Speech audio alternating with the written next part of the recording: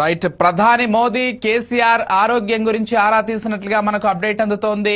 కేసీఆర్ ఎలా ఉన్నారు, అదే విధంగా ఆరోగ్యాన్ని జాగ్రత్తగా చూసుకోనంటూ బీఆర్ఎస్ ఎంపీలకు స్వయంగా ప్రధాని మోదీ పార్లమెంట్ భవన్ లో ఆయన చెప్పినట్లుగా తెలుస్తోంది. మరి ఇటీవలే ప్రధాని మోదీ, అమిత్ షా ఇద్దరు కూడా తెలంగాణ ఎంపీలకు క్లాస్ పీకినటువంటి విషయం మనందరికీ తెలిసిందే. మరి ఈ నేపథ్యంలో కేసీఆర్ ఆరోగ్యానికి సంబంధించి మోదీ ఆరా తీయడం అయితే సర్వత్రా ఉత్కంఠ నెలకొందని చెప్పుకోవాలి. వార్తకు సంబంధించి మరి బీఆర్ఎస్ బీజేపీ ఒక్కటవ్వబోతున్నాయనేటువంటి చర్చ కూడా ఒక పెను దుమారంలా తెలంగాణ వ్యాప్తంగా ప్రస్తుతం చర్చకొస్తోంది. మరి ఏం జరగబోతోంది ఏంటి అనేది మాత్రం ప్రస్తుతం ఉత్కంఠగా ఉందని చెప్పుకోవాలి. అదే కాకుండా రేపు కేసీఆర్ పార్టీ ఆఫీస్ కి రాబోతున్నారు. ఇవన్నీ కూడా గమనిస్తున్నట్లయితే మరి బీజేపీ బీఆర్ఎస్ ఒక్కటైతే అప్పుడు పరిణామాలు ఏ విధంగా ఉండబోతున్నాయి, మరి ఇద్దరి మధ్య ఉన్నటువంటి పొరపొచ్చులను ఏ విధంగా సరి చేసుకోబోతున్నారు, ఈ చర్చ కూడా ఇప్పటికే స్టార్ట్ అయిందని చెప్పుకోవాలి. అసలు ఏం జరగబోతోంది ఏంటి, కేసీఆర్ ఆరోగ్యం గురించి మోదీ ప్రత్యేకంగా చొరవ తీసుకుని అడగడానికి గల కారణాలు ఏంటి, ఇవన్నీ కూడా ప్రస్తుతం చర్చనీయాంశంగా మారాయి. ఇదే అంశానికి సంబంధించి మరింత సమాచారం అందించడానికి బీఆర్ఎస్ ప్రతినిధి నాయకుడు రామ్మూర్తి గారు సిద్ధంగా ఉన్నారు. వారితో ఒకసారి మాట్లాడదాం. రామ్మూర్తి గారు నమస్కారం అండి. నమస్కారం అండి విజయ్ గారు. ఎస్, కేసీఆర్ గారికి సంబంధించి కేవలం రాష్ట్రంలోనే కాదు జాతీయంగా కూడా కేసీఆర్ గారి హవా అందరికీ తెలిసిందే. ఆయన దేశ రాజకీయాల్లో కూడా ఒకప్పుడు చక్రం తిప్పినటువంటి నాయకులు, కార్మిక శాఖ మంత్రిగా పనిచేయడం కావచ్చు, అండ్ అనేక విషయాల్లో కూడా కేసీఆర్ గారు జాతీయ స్థాయిలో ఆయన పోరాడారు, లేకపోతే జాతీయ స్థాయిలో ఆయన ప్రభావం డెఫినెట్ గా ఉంటుంది.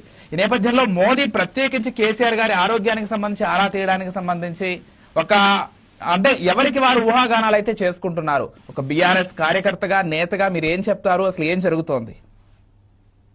గౌరవ కేసీఆర్ గారు ఆరోగ్యం బేసిక్ గా ఉంది. ఈ రోజు కూడా ఏదైతే నందినగర్ రావడం జరిగింది, మీరు కూడా చూశారు.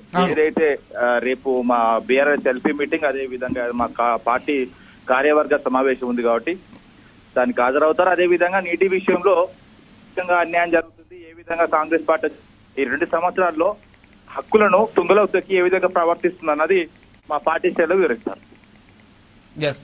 అంటే ప్రధానంగా బీజేపీ బీఆర్ఎస్ ఒక్కటవబోతున్నాయనేటువంటి చర్చ అనేక రోజులుగా జరుగుతోంది.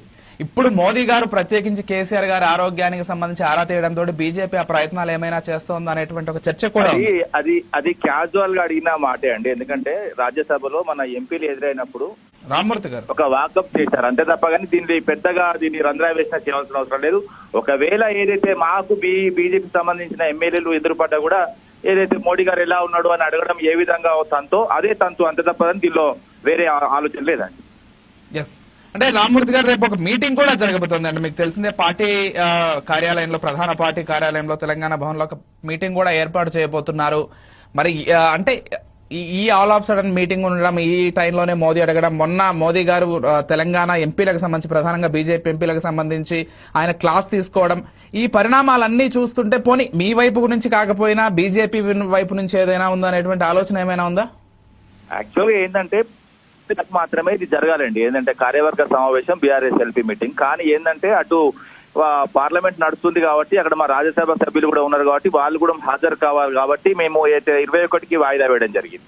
అందుకనే ఏంటంటే 19న జరిగే సభ ఏదైతే 19న అయిపోయే సందర్భంలో మన ఎంపీలు తారసపడ్డప్పుడు ఆ విధంగా అడగడం జరిగింది, అంతే తప్ప కానీ ఇందులో వేరే లేదండి. అదే విధంగా మా పార్టీ కార్యాలయంలో రేపు జరగనున్న ఏదైతే మా పార్టీ కార్యవర్గ సమావేశం, రాష్ట్ర సమావేశం కానీ, అదే విధంగా బీఆర్ఎస్ ఎల్పీ మీటింగ్ కానీ, బీఆర్ఎస్ ఎల్పీ మీటింగ్ లో ఏదైతే అసెంబ్లీ పెట్టిన తర్వాత, ఇప్పుడు అసెంబ్లీ అంటుండు కాబట్టి అసెంబ్లీలో ఏ విధమైన చర్చలు వస్తాయి, ఏ విధంగా ఈ ప్రభుత్వ కుట్రలు, అదే విధంగా ప్రజా సంక్షేమాన్ని గాలికి వదిలి అయితే ఈ కాంగ్రెస్ పార్టీ చేస్తున్న అంశాలను క్లియర్ గా ఏదైతే మేము ప్రజల దృష్టి తీసుకురావాలంటున్నాం, అదే విధంగా అసెంబ్లీలో ఏ విధంగా మా ఎమ్మెల్యేలు ఏ విధంగా మాట్లాడాలి, ఏ అంశంలో ఎవరెవరు మాట్లాడాలన్న అంశంపై గౌరవ కేసీఆర్ గారు ఒక దిశ నిర్దేశం ఇస్తాడండి. అంటే జాతీయ వ్యాప్తంగా చూసుకున్నా కానీ రామ్మూర్తి గారు ఎక్కడికక్కడ బీజేపీ వాళ్ళు స్థానికంగా ఉండేటువంటి కాంగ్రెస్ ఇతర పార్టీ తోటి పొత్తు పెట్టుకోవడం కావచ్చు, మాకు ఎక్కువగా ఎంపీలు ఎమ్మెల్యేలు ఇవ్వకపోయినా మీరు అధికారంలో ఉండండి, మేము సపోర్టివ్ గా ఉంటామనేటువంటి నేపథ్యంలోనే ముందుకు వెళ్తున్నారు. బీహార్లో లేకపోతే ఆంధ్రప్రదేశ్లో అనేక రాష్ట్రాల్లో చూసుకున్నట్లయితే అదే పరిణామం తెలంగాణలో కూడా ఎందుకు జరగదు అని కొంతమంది రాజకీయ విశ్లేషకులు అభిప్రాయపడుతున్నారు. మోరోవర్ మొన్న జరిగినటువంటి పంచాయతీ ఎలక్షన్స్ చూసుకున్నా కానీ, లేకపోతే ఉప ఎన్నికలు చూసుకున్నా కానీ, వీటన్నింటిలో బీఆర్ఎస్ కావచ్చు, బీజేపీ కావచ్చు అనుకున్న స్థాయిలో ఓట్లు రాబట్టలేకపోయాయనేది కూడా వాస్తవంగానే కనిపిస్తోంది. ఎందుకంటే ఎక్కడికక్కడ కాంగ్రెస్ గెలుపును అయితే మనం చూస్తూనే ఉన్నాం. సరే, అధికార పార్టీలో ఉన్న వాళ్ళ అధికారంలో ఉన్నప్పుడు ఆ గెలుపు సహజమే అనుకోవచ్చు. అయినప్పటికీ ఈ పరిణామాన్ని ఎలా చూస్తారు? చాలా రాంగ్ అండి. ఎందుకంటే స్థానిక ఎన్నికల్లో, మొన్న జరిగిన సర్పంచ్ ఎన్నికల్లో వాస్తవం ఏంటంటే 2013లో అయితే ఇక్కడ మన తెలంగాణ సంబంధించి ఆంధ్రప్రదేశ్ సంబంధించి ఉమ్మడి రాష్ట్రంలో అయితే ఎలక్షన్ జరిగాయి 2013లో కూడా మేము చేసిన 1000 స్థానాల్లో దాదాపు జరిగింది. దాని తర్వాత ఏదైతే రెండోసారి 2018 మేము ఏదైతే నోటిఫికేషన్ వేసి 2019లో సర్పంచ్ ఎన్నికలు పోయినప్పుడు కూడా 7,773 గెలవడం జరిగింది. ఎందుకంటే మా బలము అది, ఎందుకంటే స్థానికంగా మేము ఎంత స్ట్రాంగ్ ఉన్నామన్నది చూడాలి. అదే విధంగా జెడ్పీటీసీ ఎంపీటీ స్థానాలు అయితే వన్ సైడ్ మా దాదాపు 99% మేము అయితే రిజల్ట్ తీసుకొచ్చినాం. ప్రభుత్వం ఉన్నప్పుడు 99 రావాల్సిన రిజల్ట్ 2 నెలలు అయితే గ్రామాభివృద్ధిని గాలికి వదిలేసి ఏదైతే స్వలాభం కోసం, అదే విధంగా ధనార్జన కోసం, అదే విధంగా భూముల మీద ప్రేమతోని మొత్తం కంప్లీట్ గా ఎక్కడెక్కడ కబ్జాలు చేస్తూ, అదే విధంగా ప్రభుత్వ ఆస్తులు కూడా అమ్ముకుంటూ ఏ విధంగా వీళ్ళు ఇచ్చిన హామీలను పక్కకు వదిలిపెట్టి చేస్తున్న తీరును కూడా మేము ఎప్పటికప్పుడు పెడుతున్నాం. అదే విధంగా వాళ్ళకి వచ్చిన రిజల్ట్స్ కూడా చాలా తక్కువ అండి. ఎందుకంటే మేము అధికారంలో వచ్చింది ఎక్కువ, వీళ్ళ అధికారంలో ఎప్పుడు తక్కువ. ఇంకోటి ఏంటంటే 4,032 ఏదైతే గ్రామ పంచాయతీ గెలిచినామండి, అంత చిన్న విషయం కాదు. కానీ ప్రధాన ప్రతిపక్షంగా మీరున్నారు కాబట్టి అది ఓకే. కాకపోతే మీ హోప్స్ నిజంగానే ఉన్నాయి కదంటే కాంగ్రెస్ కంటే బెటర్ గా ఒక రిజల్ట్ వస్తుంది బై ఎలక్షన్ లో కావచ్చు, లేకపోతే పంచాయతీ ఎలక్షన్స్ లో కావచ్చు మీరు అనుకోలేదా? విజయ్ గారు 4,032 గ్రామ పంచాయతీలు ఒక ప్రతిపక్ష పార్టీగా ఏదైతే బీఆర్ఎస్ పార్టీకి వచ్చిందంటేనే ఏదైతే కాంగ్రెస్ పార్టీ ఓడిపోయినట్టు.